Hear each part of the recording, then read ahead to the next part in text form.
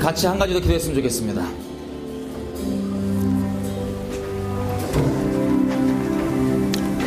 우리 가운데 하나님께 좀 진정한 영광과 찬양과 존귀를 좀 올려드렸으면 좋겠습니다. 여러분 가운데 혹시 어려움 가운데 있으신 분 계시죠?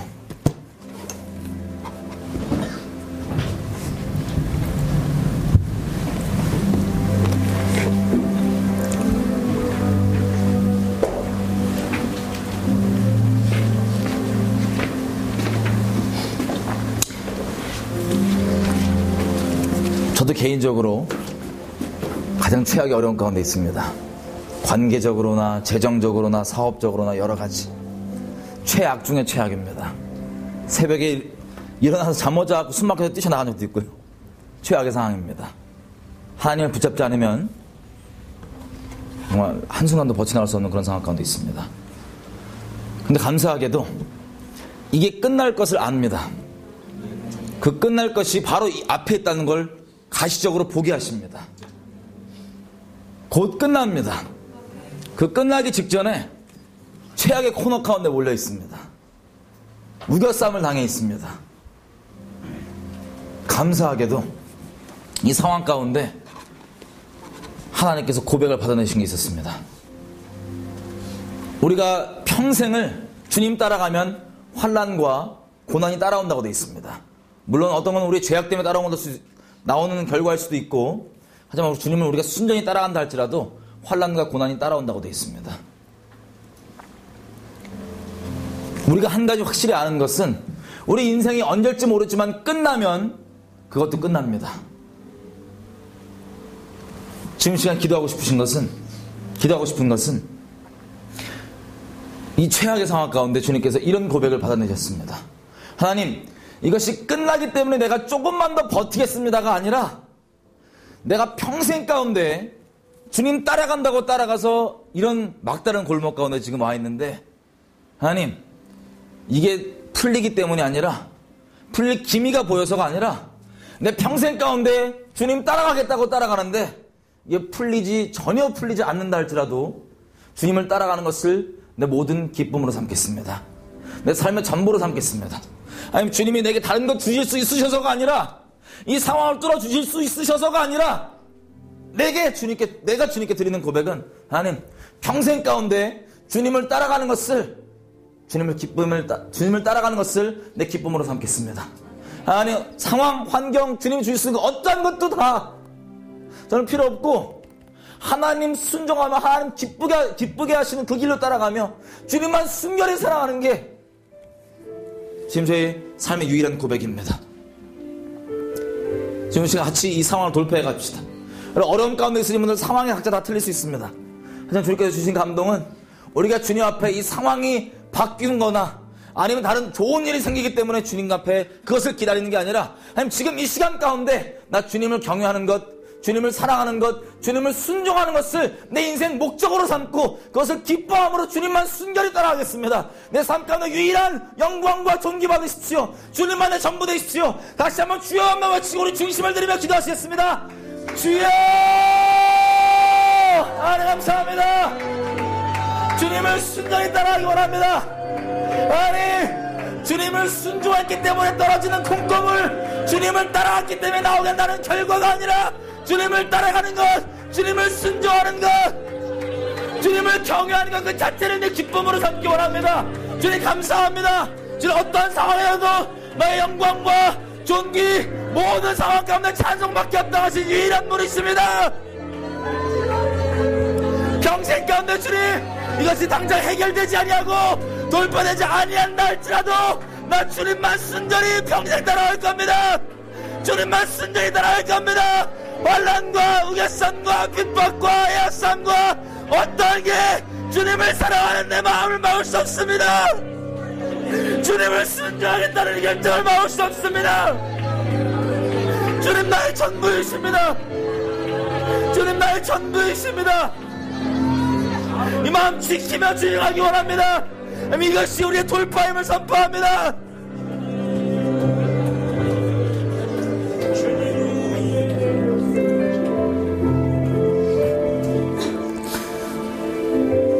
예수님의 이름으로 기도드렸습니다. 아멘. 여러분, 이 마음을 지키는 것이 믿음의 승리입니다. 같이 오늘 말씀 보겠습니다. 이사야서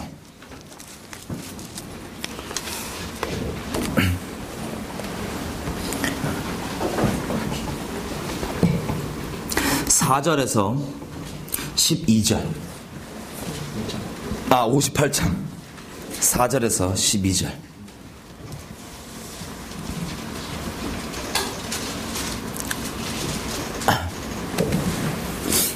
다 피셨나요? 이사야서 58장 4절에서 12절.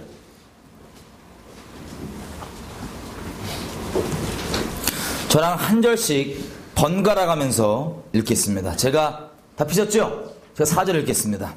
보라, 너희가 금식하면서 다투며 싸우며 악한 주먹으로 치는도다. 너희의 오늘 금식하는 것은 너희 목소리로 상달케 하려 하는 것이 아니냐? 아니라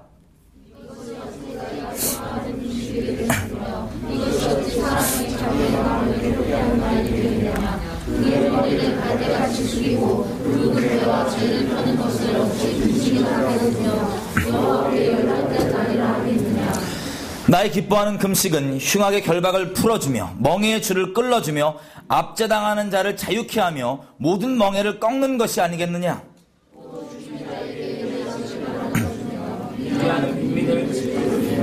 벌벗은 자를 보며 입히며 눈의 고리를 피하여 스스로 숨지 아니하는 것이 아니겠느냐. 그리하면 너희 빛이 아침같이 비칠 것이며 너희 치료가 급속할 것이며 너희 의가 너희 앞에 행하고 여호와의 영광이 너희 뒤에 호위하리니. 부를 때에는 나 여호와가 응답하겠고 내가 부르짖을 때에는 내가 여기 있다 하리라. 만일 내가 너희 중에서 멍에와 손가락질과 멍한 말을 제하여 버리고 줄인 자에게 너희 심정을 동하며 괴로워하는 자의 마음을 만족해 하면 너희 빛이 흑암 중에서 바라며 너희 어둠이 낮과 같이 될 것이라. 여호와가 너를 항상 인도하여 내 마른 곳에서도 내 영혼을 만족하게 하며 내 뼈를 견고하게 하리니 너는 물든 동산 같겠고 물이 끊어지지 아니하는 샘 같을 것이라. 다 같이 읽겠습니다. 시작. 너에게서 날짜들이 오래 황폐된 곳을 다시 세울 것이며 너는 역대에 파괴된 기초를 쌓으리니 너를 일컬어 무너진 데를 수보하는 자라 할 것이며 길을 수축하여 거할 곳이 되게 하는 자라 하리라. 아멘. 아멘. 오늘 우리가 읽은 부분이 하나님께서 금식에 대해서 주님이 진정 기뻐하시는 금식의 먼저에 대해서 우리에게 말씀해 주신 장면입니다. 여기 보면 주님이 진정 기뻐하시는 금식. 여러분, 우리가 금식하는 여러 가지 이유들이 있습니다. 금식 해보신 분? 다 해보셨죠? 예, 금식 이제 무서울 정도인데 주님께서 금식을 통하여서 우리에게 바라시는 바가 있습니다. 흔히 우리가 생각할 때는 금식을 그저 이렇게 며칠 안 먹는 거, 내가 정한 대로 안 먹고 버팅기기 뭐 이런 게 주로 우리가 생각할 수 있는 건데 놀랍게도 우리 주님께서는 분명한 금식을 통해서 우리에게 바라시는 바가 있습니다. 그게 뭐냐? 6절. 내가 기뻐하는 금식은 너희가 흉악의 결박을 풀어주며 멍에의 줄을 끌어주며 네 옆에 압제당한 자가 있으면 그것을 자유케 해주고 모든 멍에를 꺾어버리는 것. 그게 내가 진정으로 기뻐하는 바가 아니겠느냐. 또 너희가 굶주린 자에게 너희 먹을 것을 나누어 주며 유리하는 빈민을 너희 집에 들이며 벗은 자를 보면 입히며 또 너희 골육을 피하여 스스로 숨지 아니하는 것이 아니겠느냐. 이렇게 하면 너희 치료가 급속하고 너희가 부를 때 내가 여기다 응답할 것이고, 또 10절 네가 굶주린 자들에게 너의 마음을 동하며 괴로워하는 자의 마음을 만족하게 하면 너의 빛이 흑암 중에서 발하여 너의 어둠이 낮과 같이 될 것이며 내가 너를 항상 풍족한 곳으로 인도할 것이다. 아멘. 여러분, 주님께서 말씀하시는 금식은 단순히 먹지 않는 것, 내가 이거 안 먹어서 이 상황을 어떻게 하겠다. 여러분, 이것도 물론 금식이겠지만 하나님께서 원하시는 바는 먹지 않음을 통하여서 이 먹지 못하고 있는 자들과 집 없이 유리하는 자들과 괴로움 가운데 환난 가운데 있는 자들에 대한 그 마음이 어떠한 것인지를 동해지길, 그 마음을 알게 되기를 주님께서 기대하십니다. 왜냐면요, 우리 주님은 위로의 하나님이시죠.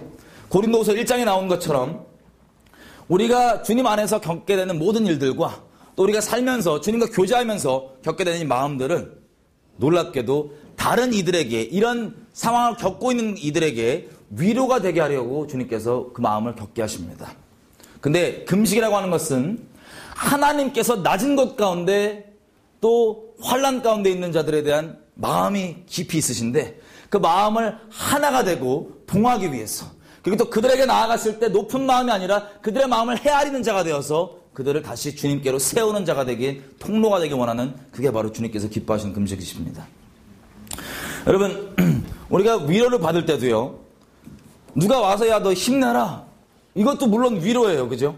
근데 이런 것도 위로지만 진정으로 내가 위로받을 때는, 내가 어려움 가운데 있을 때 굳이 와서 입으로 얘기 안 한다 할지라도 내가 겪고 있는 그 일을 이미 알거나 이 겪을 때 그 마음을 아는 사람이 있으면 그냥 위로가 됩니다.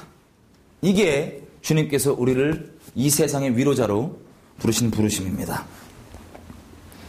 특별히 금식이라는 것은 하나님께서 마음 있는 곳에 그 마음을 동하게 하시려고, 그래서 그들이 다시 무너진 데서 겨우겨우 인간적으로 회복되는 데서 그치는 것이 아니라 또 다른 위로자가 되어 이 세상을 주님께로 세우고 하나님께로 올려드리는 그런 그리스도인들로 만들려는 것, 이게 하나님께서 기뻐하시는 금식입니다. 여러분, 오늘 성경을 제가 좀 많이 왔다 갔다 하겠습니다. 성경 전체에 우리에게 기대하시는 열매를 좀 자세하게 볼게요. 마태복음 5장입니다.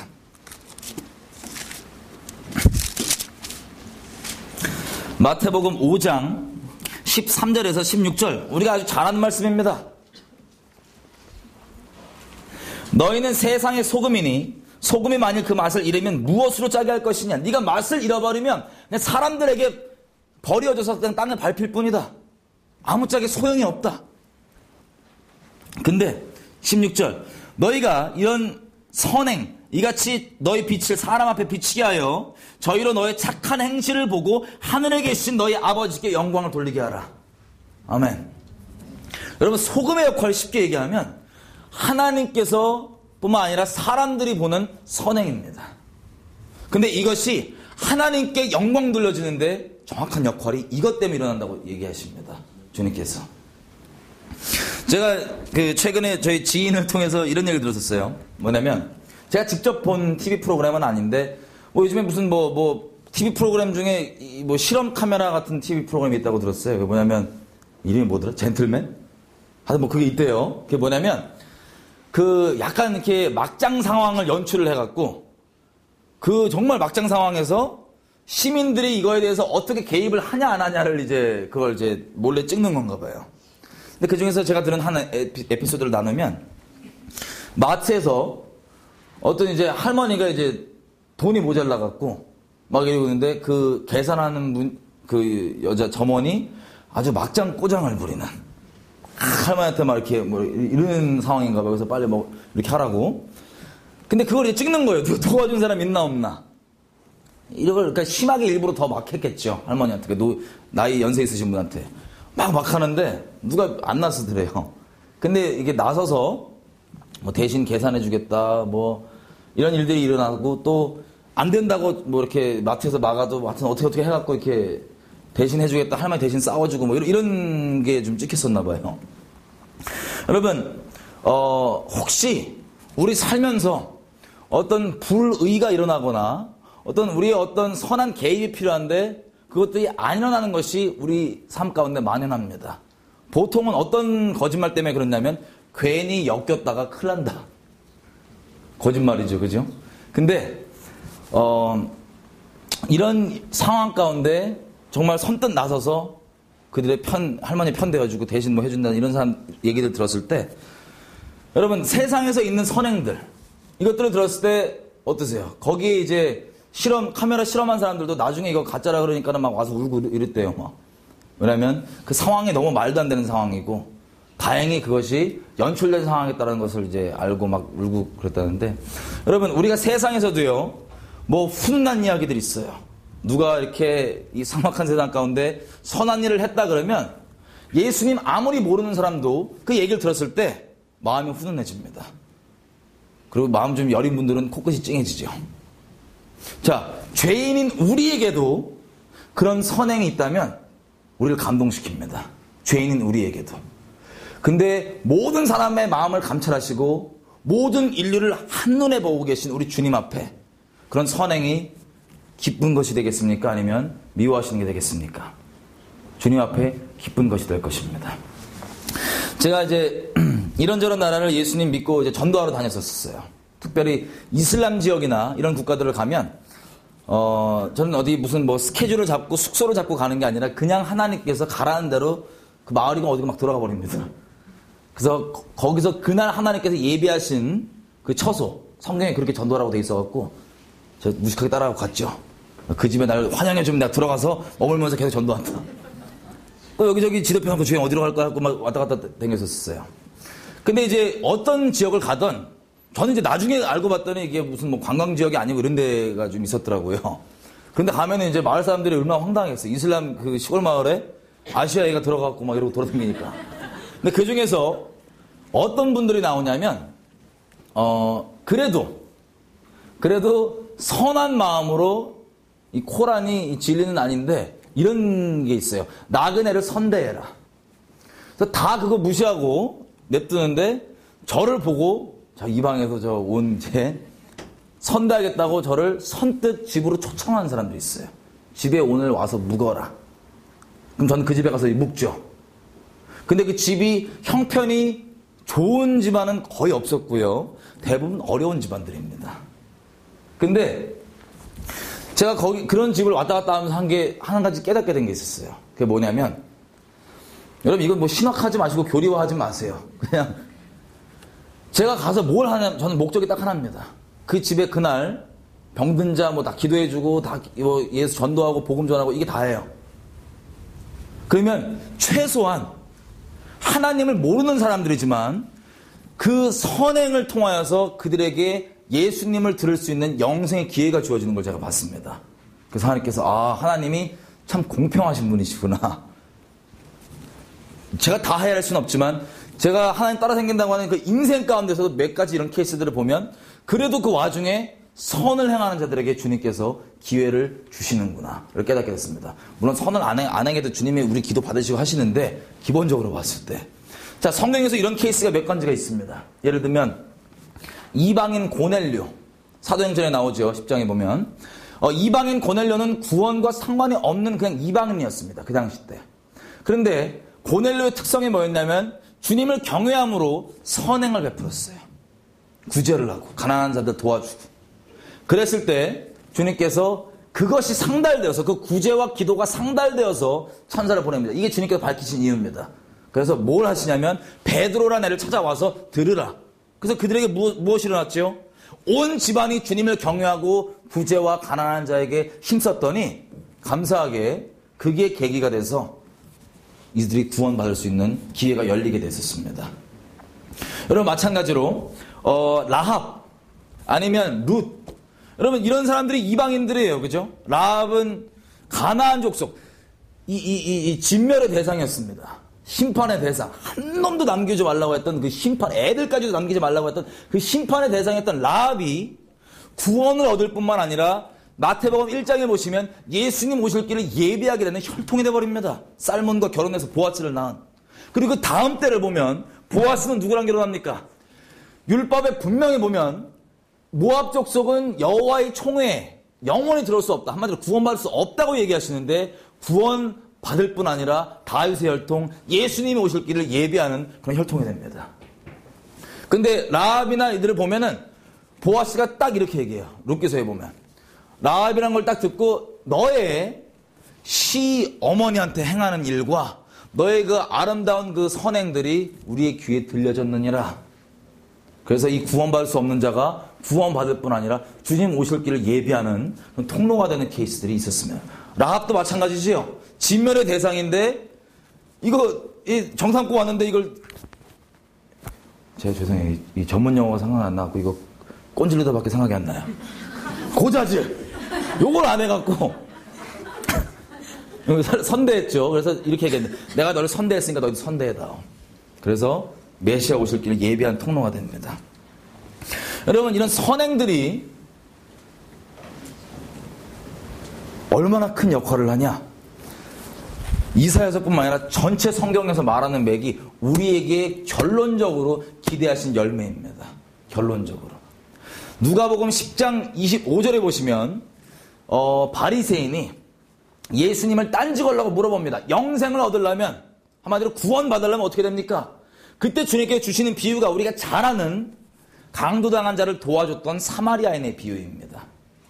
근데 이 사마리아인의 비유가 우리 도와주는 거잖아요. 그죠? 근데 이 답이 나오게 된 질문은 뭐였냐면 구원에 대해서, 영생에 대해서 얘기한 겁니다. 여러분 오해하지 말으셔야 될 건 예수님과 상관없는데 선행한다고 천국 간다 뭐 이런 얘기를 하는 게 아니에요. 주님 안에 있으면 복음을 통하여서 하나님과 마음을 나누고 교제하는 살아있는 관계가 생기면 반드시 나오게 되는 열매가 뭐냐면 이 선행입니다. 이게 믿음의 완성입니다. 야고보서에 의하면. 자, 흔히 우리가 생각할 때는 경건 얘기하면 야고보서에 뭐라고 얘기합니까? 같이 한번 읽어보겠습니다.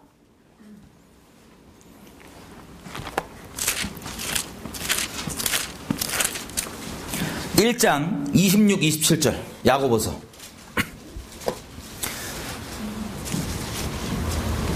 다 피셨나요?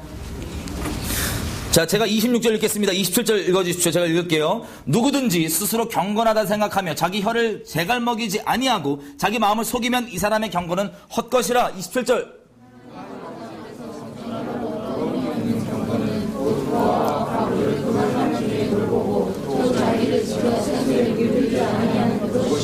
아멘, 아멘.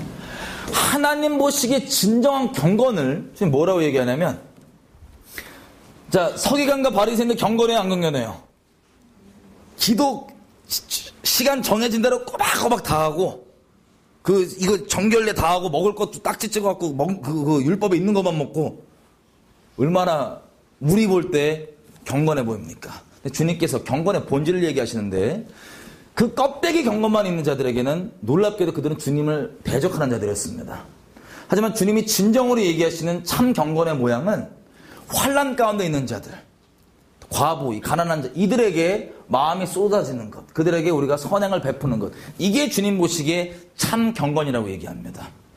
여러분, 이게 구약에는 뭐 그렇게 얘기하니까가 아니라 이게 성경 전체의 맥인 걸 저 이제 열렸습니다. 놀랍게도. 여러분, 갈라디아서 2장 가볼게요. 오늘 성경 좀 많이 왔다 갔다 할게요. 갈라디아서 2장. 구약에는 아까도 우리가 이사야서를 읽었지만 이런 얘기가 많이 나와요. 그죠? 신약에는 그저 무조건 복음, 이거 복음에 관한 뭐 정리된 내용, 이런 것만 생각하지만 놀랍게 이렇게 얘기하십니다. 갈라디아서 2장. 자, 8절 제가 읽겠습니다. 베드로에게 역사하셔서 그를 할례자의 사도로 삼으시니가 또한 내게 역사하사 나를 이방인의 사도로 삼으셨느니라. 또 내게 주신 은혜를 알므로 기둥같이 여기는 야고보와 게바와 요한도 나와 바나바에게 교제 악수를 하였으니 이는 우리는 이방인에게로 저희는 할례자에게로 가게 하려 함이라. 자, 이게 무슨 내용이냐면 바울이 얘기하는 거예요. 성령께서, 예수님께서, 하나님께서 지금 이 사도들, 우리가 잘 아는 사도들 있죠.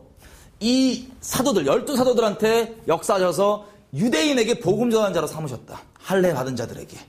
근데 바나바와 나, 바울, 여기는 이방인에게 복음 전파하는 자로 주님께서 삼으신 걸 서로 인정하고 교제하고 악수하고 딱 가는데, 자, 복음을 위해 가는 거예요. 근데 결론이 있습니다. 10절. 다 같이 한번 읽어보겠습니다. 시작. 다만 우리에게 가난한 자를 생각하는 것을 부탁하였으니 이것을 나도 본래 힘써 행하노라. 자, 이 사도들이 결국에는 결론적으로 부탁하는 게 뭐예요? 복음에 너는 이방인들에게 힘써라. 그리고 그들에게 결론적으로 나와야 되는 열매인 가난한 자를 힘쓰도록 하자. 여러분, 지금 우리 상황을 보면 놀랍게 막혀있는 부분이 있습니다. 어떤 부분이 있냐? 흔히 복음주의라고 얘기하는 진영이라고 하면 웃긴데, 하여튼 복음주의라고 하시는 분들은 아주 복음에 관해서 설명도 잘 하시고 개념 정리 잘 되겠어요. 다 그런 건 아니지만 그분들 중에 상당수는 이원론에 갇혀 계신 부분들을 제가 많이 봤습니다. 그게 뭐냐면 진정한 신앙, 주님을 잘 섬기고 주님을 순결히 사랑하고 골방 박혀서 그저 기도하고 말씀 달달달 보고 세상은 세속이니까 신경도 안 쓰고 나는 그 골방에서 주님이 조사오니 세상 일은 둘째, 그리고 세상 일이 좀 관영화되려고 그러면 심한 케이스로 얘기하면 저건 세상 정치 얘기다. 뭐 이런 식으로. 그래서 이게 막혀있는 걸 제가 봤습니다. 그런데 주님이 얘기하시는 우리가 복음 안에 있으면 나오게 되는 결론은 바로 오늘 우리가 계속해서 얘기하는 압제당하는 자와 가난한 자들을 향해서 나오게 되는 선행입니다. 이게 주님께서 우리는 이거를 해도 되고 안 해도 되는 옵션, 선택 차원으로만 생각하지만 주님은 이것이 구원받은 열매라고 보십니다. 이 비교할 수가 없는 거예요. 이게 어마어마한 소리입니다. 예를 한번 들어볼게요. 우리가 흔히 개인적으로 하나님과의 차원만 소중하게 생각한다면 로마서 1장 18절에서부터 1장 마지막 절까지 보면 이 내용이 우리에게 깊게 적용됩니다. 쉽게 얘기하면. 자, 1장 18절 이렇게 시작합니다. 하나님의 진노가 하늘로부터 불의로 진리를 막는 자들에게 임한다. 한마디로 하나님의 심판이 임하는 얘기를 해요.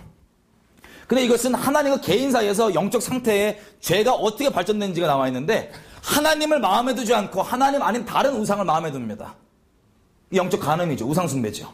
그래서 육체적으로 음란함이 나오고 그 다음에 그래도 회개 안 하면 동성애가 나오고 그래도 회개 안 하면 동성애뿐만 아니라 양심만 안 속이면 이거 하면 큰일 난다고 알고 있는 이 죄악들을 이제 자기만 행할 뿐만 아니라 옳다 하느니라. 이게 개인적 상태에서 하나님과의 관계에서 쉽게 얘기하면 심판받는 영적 진도입니다. 타락의 정도입니다. 쉽게 얘기하면. 그런데 이것이 다가 아닙니다. 놀랍게. 우리가 흔히 내 스스로를 돌아보고 이거 지키는 것 해야 됩니다. 안 해야 된다는 게 아니에요. 근데 이게 끝이 아닙니다. 이건 당연한 것이고 우상 숭배하지 않는 건 당연한 것입니다. 선지서들을 한번 쫙 돌아보겠습니다. 먼저 에스겔서 16장.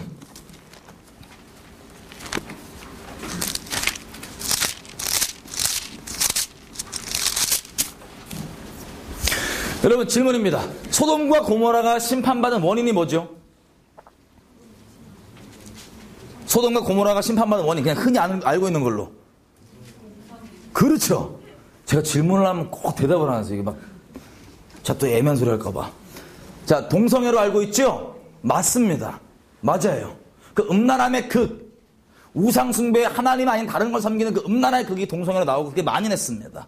그리고 당연했고 천사가 와서 같이 범할 정도로 이게 옳다고 돼 있다고요. 서로한테. 로마서 1장에 그 상황이 정확히 적용돼 있습니다. 근데 놀랍게도 주님께서는 이 원인을 에스겔서 16장 49절 50절에 주님이 직접 밝히신 내용 이렇게 얘기하십니다. 제가 읽어보겠습니다. 너의 아우 소돔의 죄악은 이러하니 그와 그 딸들에게 교만함과 먹을 것이 풍족함과 태평함이 있으며 또 그가 가난하고 궁핍한 자를 도와주지 아니하며 거만하여 가증한 일을 내 앞에서 행하였음이라. 그러므로 내가 보고 곧 그들을 없애버렸느니라. 주님이 직접 밝히신 이유는 뭡니까? 단순히 동성애는 하나님을 떠나있기 때문에 나오게 되는 영적인 열매라면 그건 당연히 만연했고요. 그 당시 때. 자, 개개인들이 하나님을 떠나서 이렇게 있으면 사회적으로 나오게 되는 열매가 뭐냐? 바로 이것입니다.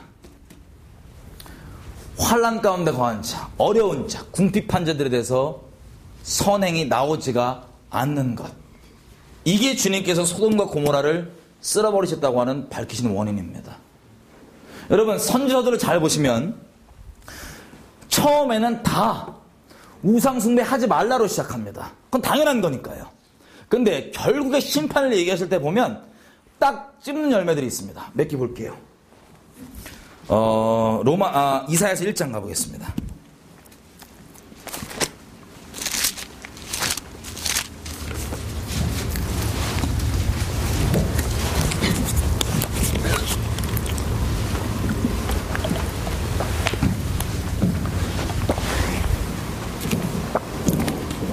자, 여기 보시면 10절에 주님께서 이스라엘을 두고 넌 소돔과 고모라다.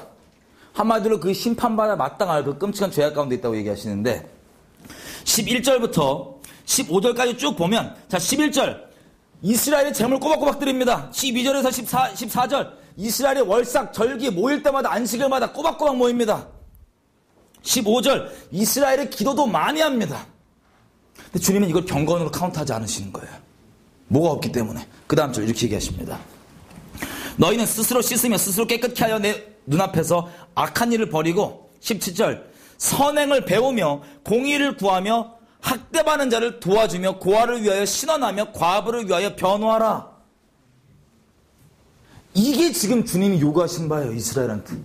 이스라엘은 예배를 이렇게 드릴까 저렇게 드릴까 하프원복을 땡길까 뭐 할까 이거 따지고 있는데 주님께서는 뭐라고 얘기하시냐면 아니 학대당한 자들이 있는데 그들에게 열매를 선행을 베풀어라.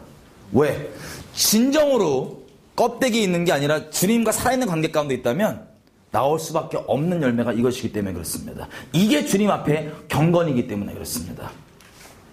자, 하프앤볼 하시는 분들 상처받지 마세요. 그 샘플 든 거예요, 그냥. 자, 이게 주님께서 선지서 전체에서 하신 얘기예요. 또 몇 가지만 더 가보겠습니다. 예레미야 7장.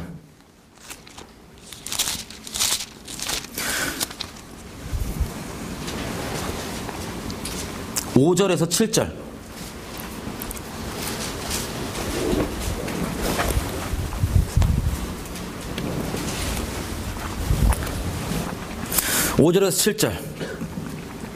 자, 주님이 예배 드리고 있는 이스라엘 사람들에게 이렇게 얘기하십니다. 예배 드리고 있는 사람들한테 너희가 만일 길과 행위로 참으게 바르게 할 거면 네가 똑바로 돌아오는 게 뭐냐면 이웃들 사이에서 공의를 행하며 이방인과 고아와 과부를 압제하지 말며 무죄한 자의 피를 이곳에서 흘리지 아니하면 다른 신들을 쫓아 스스로 해하지 아니하면 내가 너희를 주겠다고 하는 이 약속의 땅에서 영원히 거하게 할 것이다. 한마디로 네가 그걸 행하면 내가 너에게 약속한 그것이 너에게 이루어질 것이다. 이스라엘 백성이 이해를 못합니다. 22절 대저 내가 너희 열조를 애굽 땅에서 인도하여 낸 날에 번제나 희생에 대하여서 말하지 아니하고 명하지 아니하였다. 여러분 이해가 되세요? 구약을 우리가 보면은 10계명의 율법의 온통 제사법인데 지금 뭐라고 얘기하시면 내가 그걸 명하지 아니했다는 거예요. 아니 무슨 자유주의신학으로 이게 아니라 주님이 명하신 본질은 그 다음 절 나옵니다. 내 음성을 청종하라 그러지 않았느냐. 그걸 다르게 얘기하면 성경 전체가 말하는 한마디가 이겁니다. 나는 네가 내게 제사 드린다고 번제 드린다고 하는 그것보다 내 마음을 알아서 자비를 베풀기 원한다. 나 아는 것을 내가 어떤 마음을 가지고 있는지 내가 어떤 하나님인지 저들의 위로자 되고 방패되는 그 하나님인 걸 알기 원하고 그 자비를 네가 베풀기 원한다. 이게 성경 전체 주제입니다. 주님께서 계속해서 신진당부하시는. 마지막으로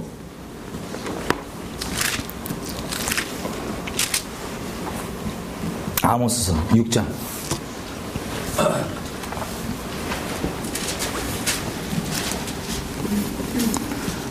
저기 영상 나와?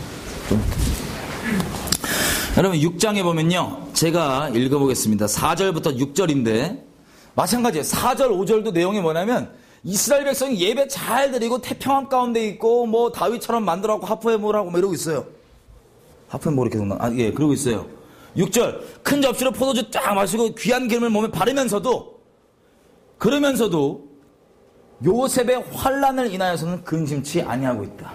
여러분 자기 동포 자기 족속 요셉 족속이 지금 멀쩡히 있어요. 환난 가운데 있어요. 환난 가운데 있는데 이들에 대해서는 전혀 돌아보지 않고 있는 거예요.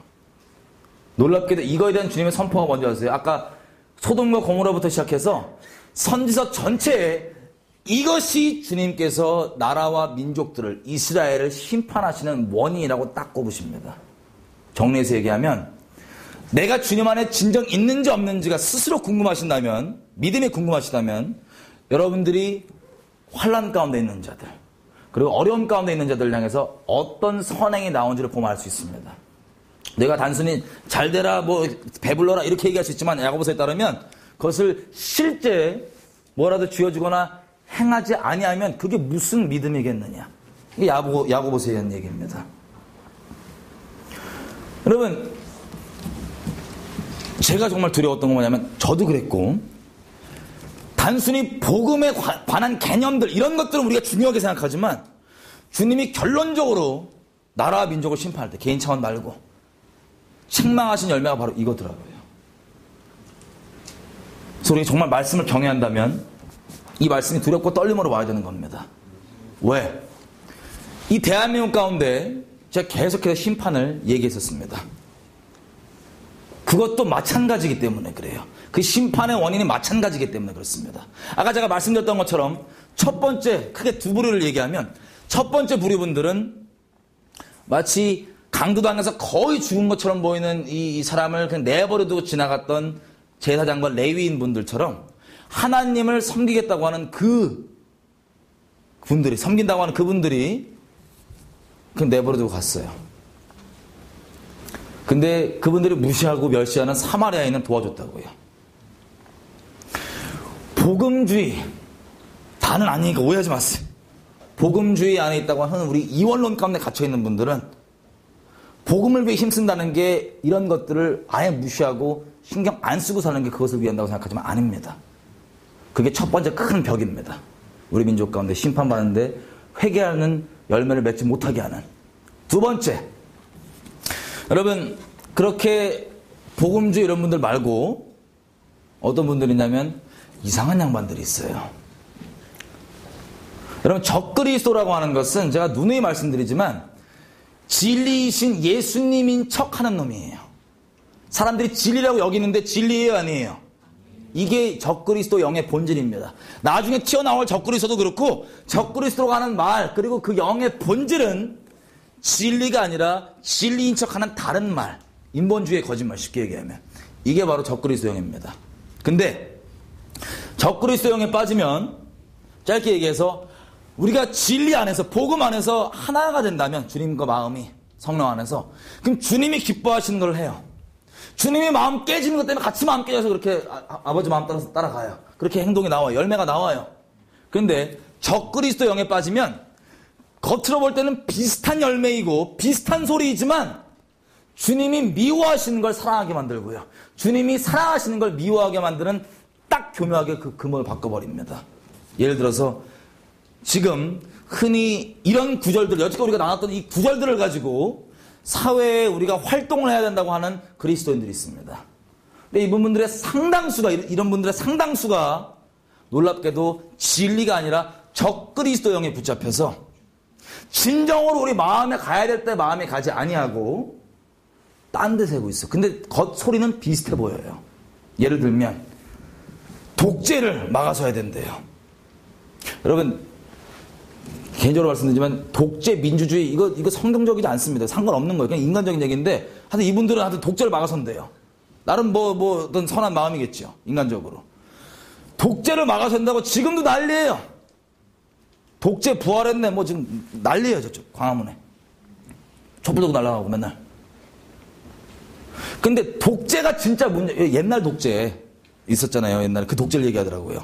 근데 진짜 독재가 문제면 여러분 지금 전 세계에서 인류 역사상 가장 악독한 최악의 독재가 지금 60년째 계속 이어지고 있는 데가 어딥니까? 놀랍게도요. 독재를 그렇게 미워하고 싫어하게 만들면서 바로 옆에 있는 지금 현재 진행형으로 벌어지고 있는 살아있는 독재에는 눈 딱 가려져 있어요. 적그리스도 때문에 그런 거예요. 정작 우리가 쏟아야 될 마음에 못 가게 한다고. 다른 데 비껴나가게 한다고요. 그리고 압제당한 자, 억압당한 자를 위한다 그러는데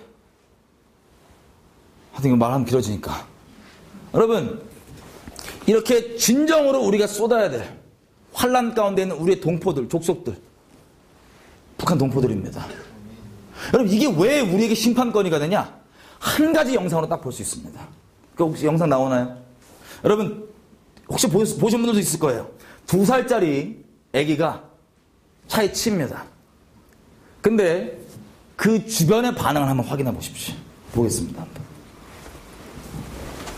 친 사람뿐만 아니라 그 주변의 반응을 보십시오. 有一辆白色面包车，面包车在缓慢行驶中突然加速前进，车身直接撞到地面，把他卷入车底。但之后司机却并没有下车，而是一踩油门跑了。这时后轮再次从越野身上碾过。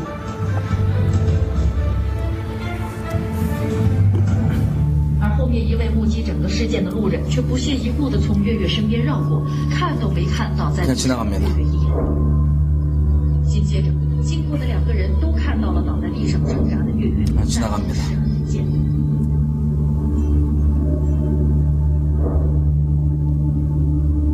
지나갑니다.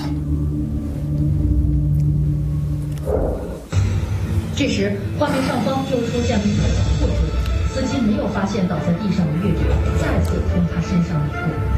而在之后的5分钟里，一共有10位路人从叶律身边经过，但每个人竟然都只是看了看，却没有一个人伸手，哪怕打个报警电话。 여러분, 제가 한 가지만 여쭤볼게요. 여러분이 만약에 저 딸아이의 부모라면 마음이 어떠시겠어요? 친사람들과 그걸 보고도 그냥 내버려두고 죽었습니다. 아이. 친사람들과 그걸 보고도 아무렇지도 않게 그냥 지나갔던 사람들이 이 상가 주변 사람들이에요. 다 상가인데, 상가. 한적한 길이 아니라 상가라고요. 여러분이 부모라면 어떤 마음이 드시겠어요? 하나님께서는 우리 같은 죄인이 아니라 하나님께서, 여러분 비교할 바는 아니지만 우리 북녘 땅 가운데 무슨 일이 일어나는지 조금만 들어보신 적 있죠? 그죠? 우리가 상상할 수도 없는 일이 지금 현재 벌어지고 있어요. 자기 뱃속에 자기 아기를 가질 수 있는 자유조차 없는, 먹을 것 위에 나갔다가 강제 북송당하면 죽어나가는 일부터 시작해서 정치범 수용소, 있을 수도 있어서도 안 되는 이런 일들이 버젓이 지금 몇십 년째 벌어지고 있는데,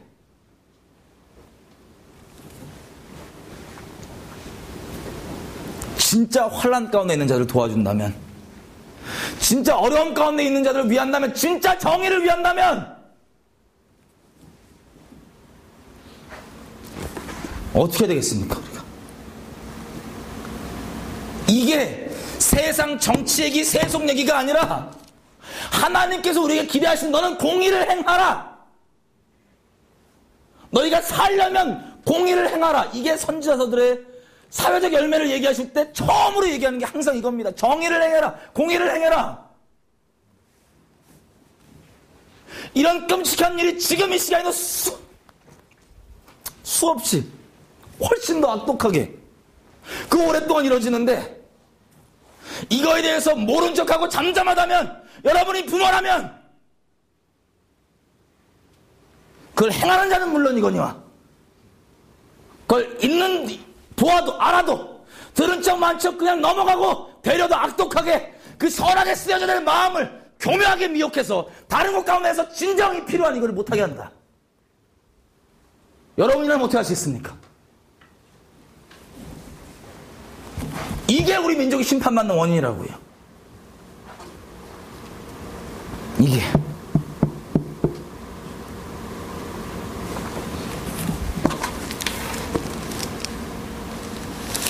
교리, 신학 따질 필요가 없습니다.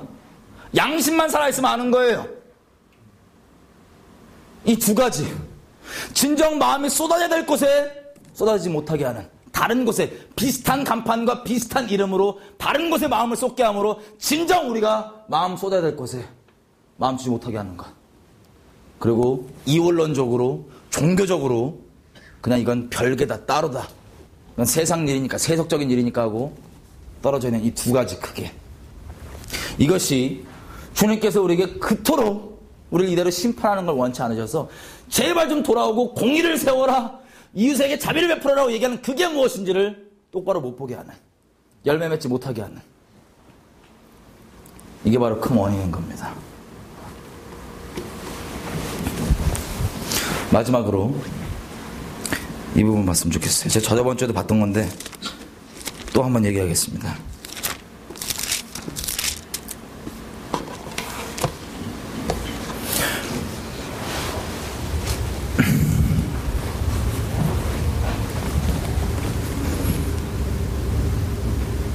여러분, 예레미야 34장, 제가 말씀드렸다시피 대한민국 하나님께서 그리스도의 마음을 가지고 그리스도께 새긴받은 그 마음을 따라서 우리 믿음의 선배님들이 대한민국을 건국했습니다. 하나님의 허락하심 아래. 그래서 대한민국 안에는, 특별히 헌법 안에는 하나님의 우리를 향한 부르심이 내포되어 있습니다. 그게 뭐냐? 북한 지역이 미수복 지역이라는 거예요. 우리가 수복해야 될 지역, 거기 있는 주민들도 다 대한민국 국민들인데 불법 테러 집단이 지금 점령하고 있어서 우리가 마저 수복을 해야 되는 지역. 이게 헌법이 얘기하는 북한과 우리의 관계입니다. 왜냐하면 우리 건국의 아버지였던 아버지도, 특별히 이승만 대통령이 했던 얘기는 다른 게 아닙니다. 이미 헌법에서 우리가 북녘 땅의 자유를 선포했습니다. 북녘 땅에. 60년이 지난 지금까지도 지켜질 기미는 보여지지 않고 되려 다른 정책과 이런 것들이 이것을 막아서고 있습니다. 예를 들면 하나님 나라는 말씀이 기초입니다. 교회는 이 땅 가운데서 그 말씀을 이 땅에 수행하는 기관입니다. 교회는 그리고 성도들이, 쉽게 얘기해서 하나님의 말씀을 최종 권위를 두고 있는 이 성도들이 모여있는 집단이, 모여있는 모임이 바로 교회입니다. 만약에 혹시 스스로가 성도라고 얘기하면서 이 하나님의 말씀의 권위를 최종 권위를 두고 있지 않다, 그럼 이 사람 성도예요, 아니에요? 본인은 성도라고 얘기하고 교회라고 얘기하고 있지만 성도가 아닙니다. 자유주의 신학자들. 그리고 잘 보십시오. 이 교회가 하나님의 말씀을 이 땅에 수행하는 기관인데, 만약에 이 말씀을 이 땅 가운데 수행하기 위해서, 이 말씀에 대한 이해를 높이기 위해서 신학과 교리들을 만듭니다. 정리해보는 거예요. 말씀을 이해하기 쉽게 하기 위해서. 근데 만약에 그걸 위해 만들어진 신학과 교리가 말씀과 상충되거나 위배된다, 그럼 어떻게 해야 돼요? 교리를 유지해야 됩니까? 아니면 교리를 걷어치우는 게 회개입니까? 걷어치우는 게 회개예요. 그리고 교회를 주님께서 책망하실 때는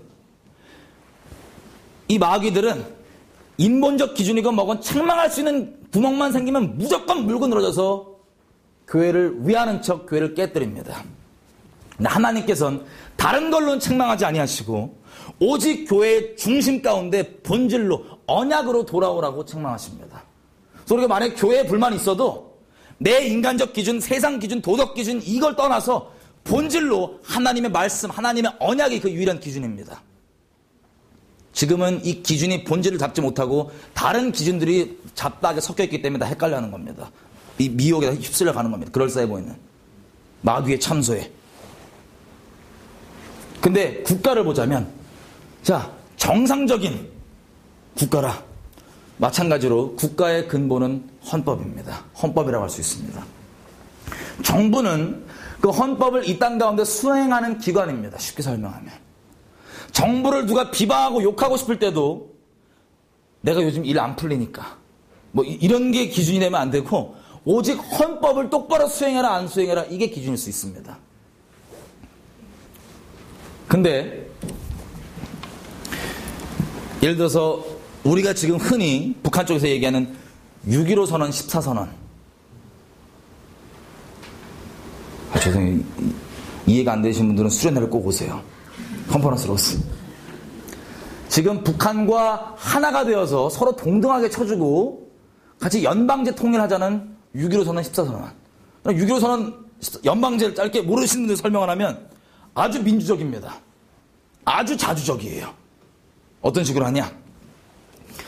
북한이랑 우리랑 서로를 존중해주면서, 인정해주면서, 체제를, 헌법을 거스르는 거죠. 이미 존중해주면서 투표를 통하여서 공통된 지도자를 뽑아서, 민주적이잖아요. 투표를 해갖고. 그래서 한반도를 통일하자. 좋아요, 안 좋아요? 겉으로 들을 때 좋아요. 근데 우리나라는 당이 많고 종북 세력이 거의 지금 과반수 넘어간 것 같아요.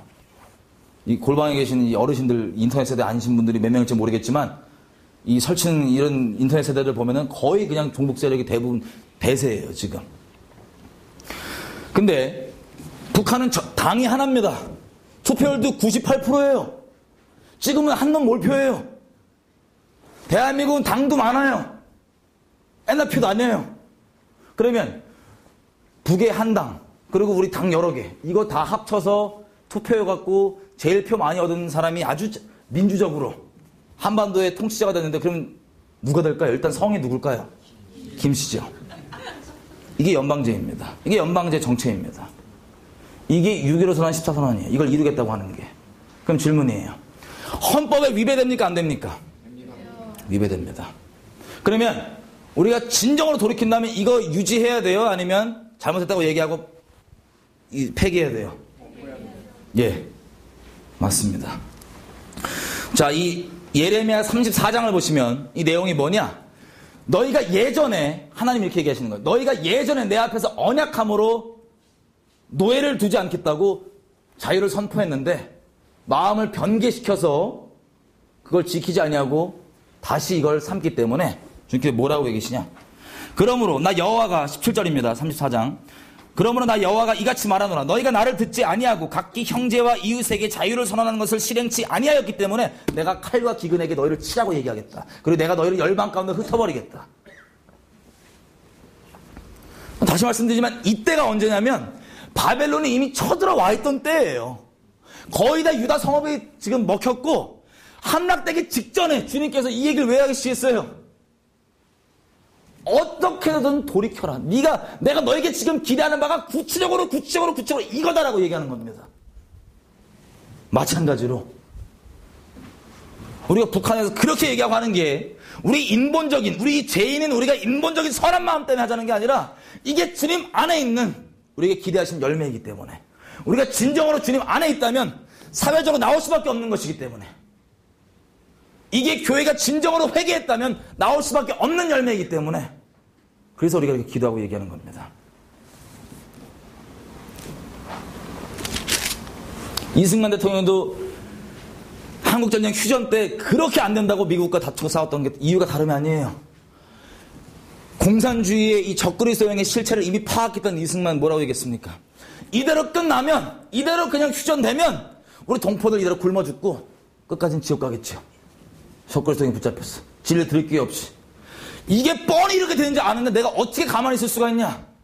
그리스도의 마음이었습니다.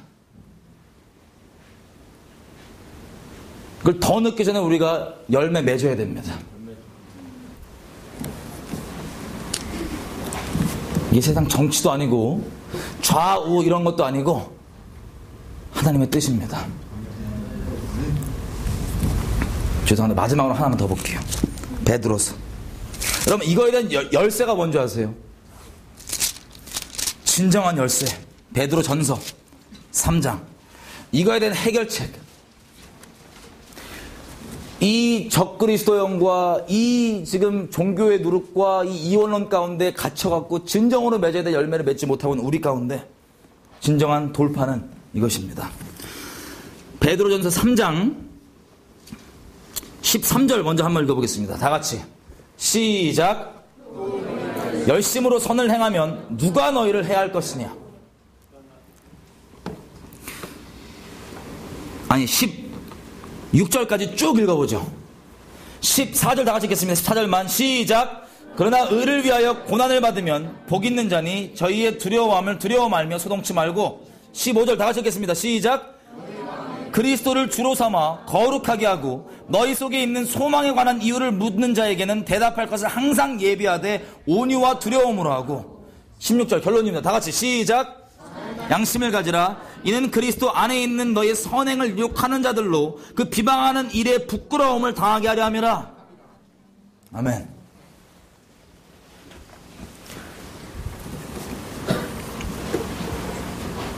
여러분 우리가 만약에 주님께서 요구하시는 그 선행을 한다면 마지 못해서 그냥 의무감 때문에 안 하면 벌 받는다니까 이래서 하는 게 아니에요. 주님 마음을 따라서 행하는 겁니다. 뭐라고 얘기하시냐면 너희가 정말 열심으로 그 선을 행한다면 그 선행을 행한다면 누가 딴지를 걸겠냐? 우리로 지금 따지면 표현을 누가 뭐라 그럴 수 있겠냐? 그리고 네가 그런 짓을 왜 하냐고 물어보면 우리가 지금 얘기하는 것처럼 왜 그런 극단적인 얘기를 하냐? 극단적인 게 아니고 내 당장 가족들과 동포들이 그 끔찍한 학살당하고 있는데 어찌 감할 수 있겠냐? 신고를 하건 두들기든 문을 열어서 말려야 될 거 아니겠냐? 이게 내가 이걸 얘기하는 이유다라고 그 소망을 당당하게 얘기하는 것. 의견 좀 부딪히니까 하는 게 아니라 금식한 심령으로 그러니까 금식을 통하여서 우리에게 원하고자 하는 그 심령이 통하게 된다면 당당하게 나갈 수 있는 겁니다. 그리고 이것이 있으면 이것을 욕하고 비방하는 자들이 부끄러움을 얻게 될 것입니다. 하도 지금 시대 가운데 진리처럼 보이는 인본주의의 거짓말들이 진리의 자를 차지해서 이 대한민국이 전 세계적으로 죽음의 영의 열매를 최악으로 가장 많이 맺고 있지만, 진리를 세우는 것도 물론 우리가 힘쓰듯 해야 됩니다. 하지만 이것만 하고 갈라디아서 얘기처럼 간과할 수 없는 부분이 우리의 열매가 나와야 됩니다.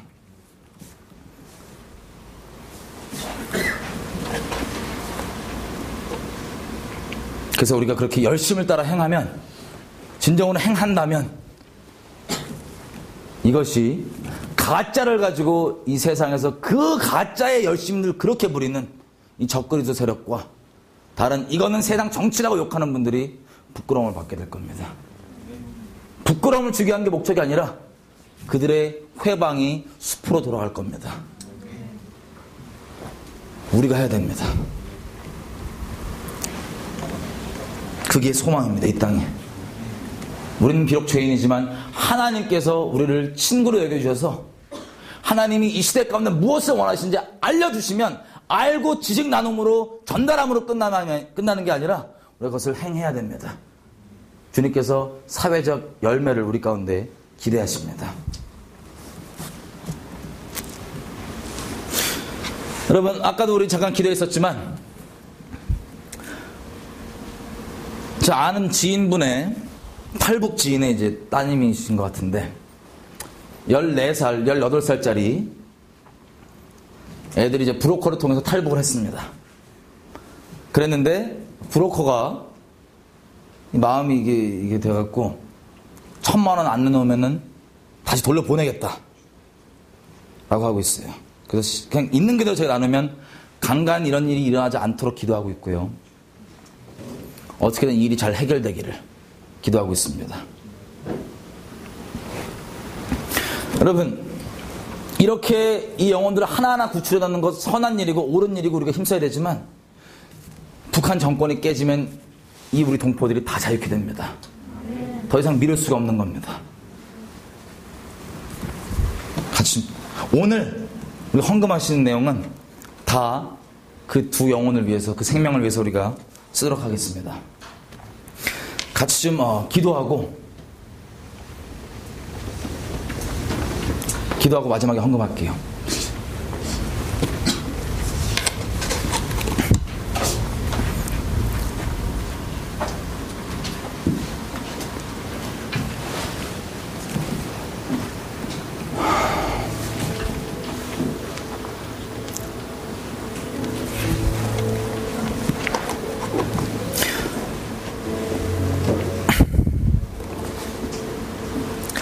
여러분, 저는 아까 애기 영상을 처음 보고 되게 두려웠습니다. 왜냐면요, 죄인인 저도 저것 관련해서 너무나 큰 화가 나더라고요. 저게 주님께서 심판하실 때 얘기하시는, 너희가 요셉 족속이 환난 당하고 있어도 저 상황에서 예배드린다, 기도한다 이러고 있고, 그래갖고 나는 내가 구원받았나이다 이러고 있기 때문에 내가 너희를 칠 수밖에 없다.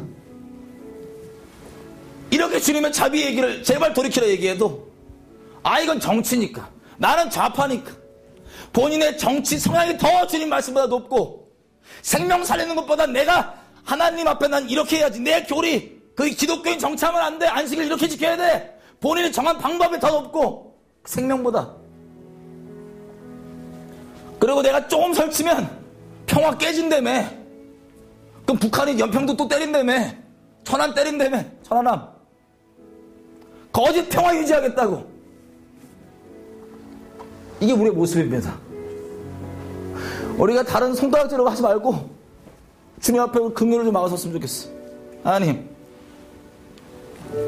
내 삶을 좀 받으셔서 내가 이것을 행함으로 주님 나에게 동일한 그 마음을 주십시오. 부담 있고 감동 있으면 오늘은 금식에 들어가십시오. 다른 상황 때문이 아니라 하나님 그 마음을 내게 주십시오. 저들이 유린당하고 집 없이 유리하고 줄이고 있는 저 상황 가운데 아무것도 보지 않는 그 절망 가운데 있는 저 마음을 내게 주십시오. 주님 기뻐하시는 그 금식하는 마음 이 민족 가운데 허락하여 주십시오. 우리 민족이 이스라엘처럼 예배의 모양이 많다고 자랑하면서 하나님께서 계속 절규하고 외치시는 이 환난 당한 자들을 향하는 그 열매가 나오지 아니하고 스스로 난 옳다 생각하다가 비참하게 끌려가서 원인도 모른 채 지금도 눈이 가려져 있는 저 이스라엘 꼴 나지 않게 도와주십시오. 내가 내 삶을 받으시고 주님 그 마음으로 나를 세례하셔서 그 비통함으로 그 심령으로 나를 세례하셔서 이 시대 가운데 주님의 통로가 되게 도와주십시오. 이 시대 가운데 재앙이 아닌 주님의 부흥의 통로가 될 수 있게 도와주십시오. 이 시대 가운데 이 무너진 것을 막아서는 자를 위로하고 무너진 것을 세우는 자가 될 수 있게 도와주십시오. 나의 나의 연약함, 내 환경, 막혀있는 상황 다 필요 없이 주님 나를 위해 붙잡고 사용하십시오. 내 삶을 주님께만 내어드리오니 이 민족 불쌍히 여기시는 통로로 삼아주십시오. 우리 주여 한번 외치고 얘기하며 기도하시겠습니다. 주여 하나님 우리의 교만함을 용서하십시오. 우리의 완악함을 용서해 주십시오. 서기관과 바리새인처럼 아버지께서 원하시는 그 진정한 경건을 둘째치고 그저 내 문제, 내 것, 내 상태, 나의 영성, 나의 기름 부음, 나의 어땀, 나의 신앙, 나의 교리, 나의 지식에 묻혀있는 비참하고 이기적인 우리를 용서해 주십시오.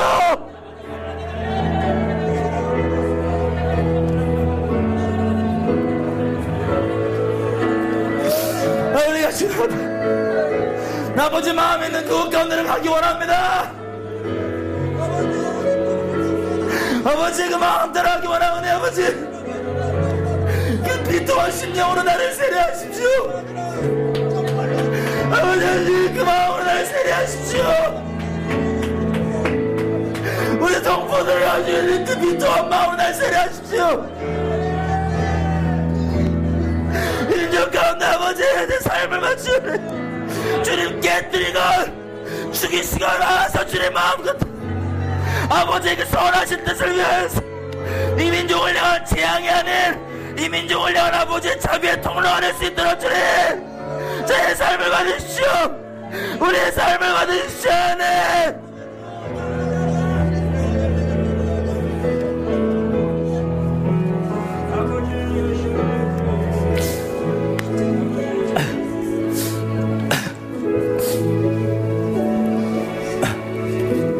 기도할 때 다시 한번 이렇게 기도했으면 좋겠습니다.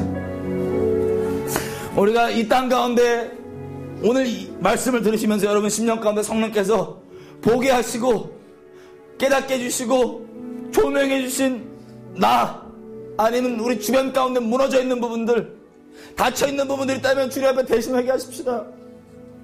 회개 아직도 지금도 교만한 마음으로 주님 앞에 오는 분들 있다면 여러분 두려워하셔야 됩니다.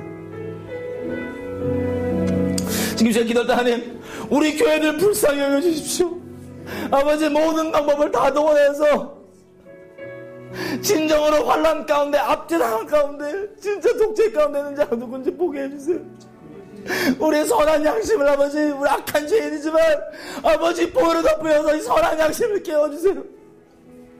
이제는 비참하게 심판받는 거 원치 않습니다. 이 시간 우리 기도할 때 우리가 대신 우리 주변 가운데 조명해 주신 것들을 내 것으로 붙잡고 회개하며 기도하시겠습니다. 주여 한번 외쳐주셨습니다.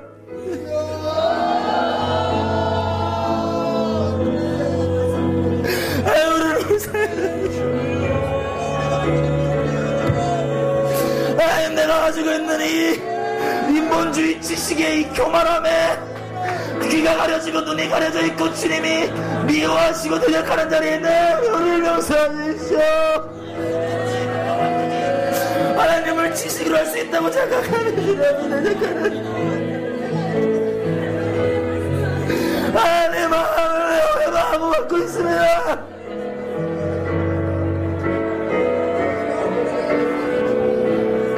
내가 성경과 바리새인입니다. 내가 골방에서 그저 나의 상태 하나님에 관한 교리 정리하고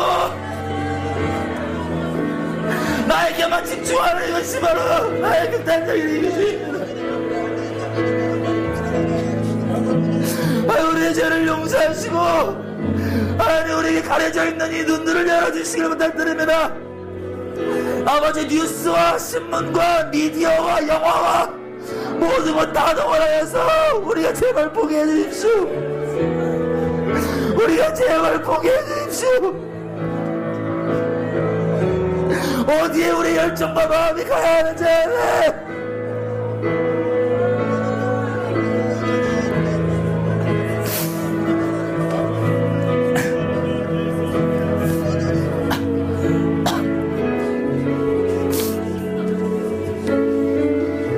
우리 마지막으로 이렇게 좀 기도했으면 좋겠습니다.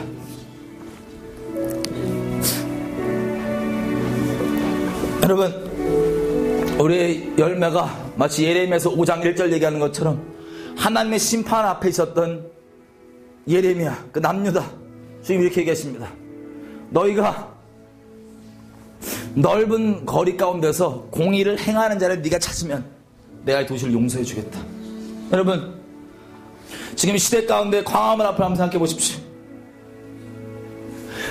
축구 경기 때문에 나와서 그 밤잠 설치고 그 응원할 수 있는 우리가, 내 밥상 위에 병 걸린 소가 올라올 수 있는 확률이 0.000 몇 프로 되니까 그 난리를 치고 뛰어나와서 애들까지 끌고 나와서 할 수 있는 그 우리가,